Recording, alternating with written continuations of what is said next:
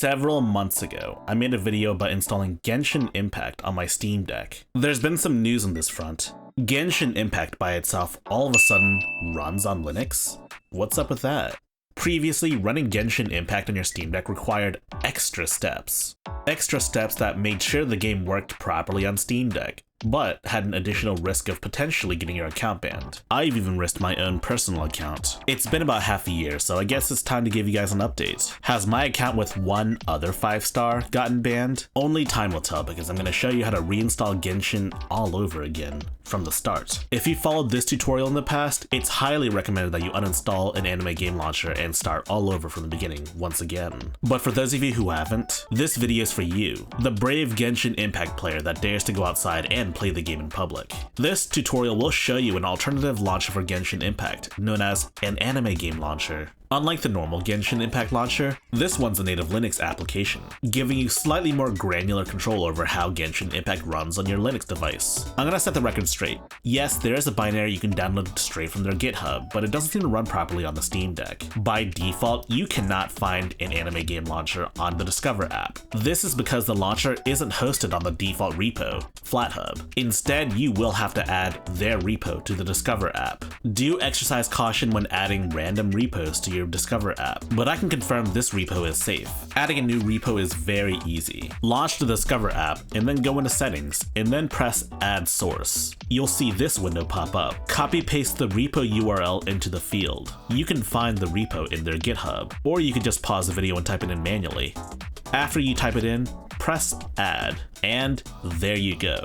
You added a brand new repo to the Discover app. Now the Discover app can manage your anime game launcher. Just search it up and it'll be there. Now you can install an anime game launcher like any other Flatpak. Now you might be asking yourself, why get an anime game launcher when you can just download the Genshin installer and run it through Proton directly? Personally, I think it's a better interface. Not to mention you have more granular aspects over things like what version of Wine or Proton should we use, what version of DXVK should we use, etc, etc. We also don't know why Genshin all of a sudden started working on Linux. It would be very easy for us to say MiHoYo just enabled support for Linux users, but the truth is, we don't know. It could be them being generous, or it could be a fluke. Who knows? But if things go back to the way they were, then this anime launcher should help you out. The installation itself is very easy so long as you understand that this launcher could violate TOS. The launcher also makes it very easy to install onto your SD card. To install this onto your SD card,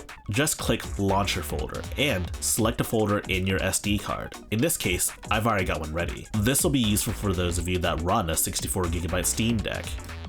After that, proceed with the installer as per usual. Just press continue and then select your voices. I like Japanese voices. As for WineGE, you should stick with the latest version of it, and also the latest version of DXVK. Once you've done that, press the download button and it should go. This shouldn't take too long, but that depends on how fast your internet is. And with a bit of movie magic, we skip that entire process.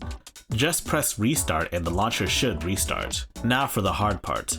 Waiting for the game itself to download. This is the brand new interface for an anime game launcher. It's very simple, very minimalistic as well, and inside an anime game launcher, you can see multiple different settings. Take the time to explore these options on your own. This particular launcher also manages 2 patches, the patch that lets this play on Linux, as well as an additional patch for low-end PCs. This is gonna take a bit to download, so I'll see you guys in a bit.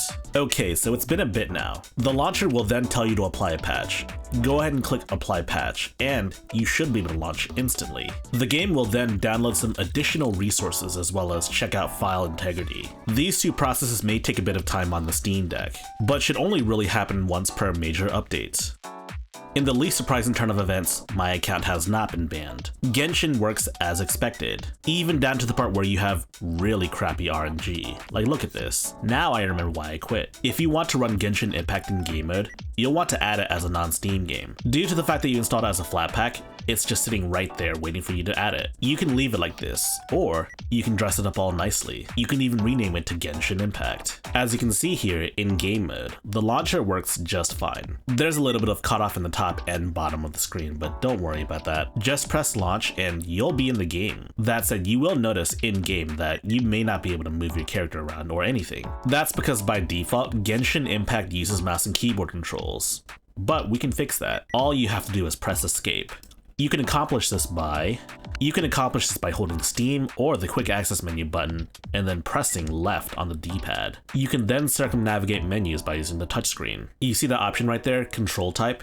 You'll want to change that from keyboard to controller. Once you do that, you will need to press the Steam button and then press the Steam button again, and then you should have full controller control of your character. Yeah, it's a weird quirk with this game, but that's about it. You can change your graphical details as needed, and you should be good to go. By itself, the game runs pretty smoothly. I didn't really play with any graphical details though, or even really measure frame rate, but it seems reasonably smooth. I would play this game more, but the 5-star rates are kind of atrocious. If you liked this video, you should give it a thumbs up and spread the good gospel of high-tech lowlife. And if you want to see more high-tech lowlife, be sure to enable notifications and press the subscribe button.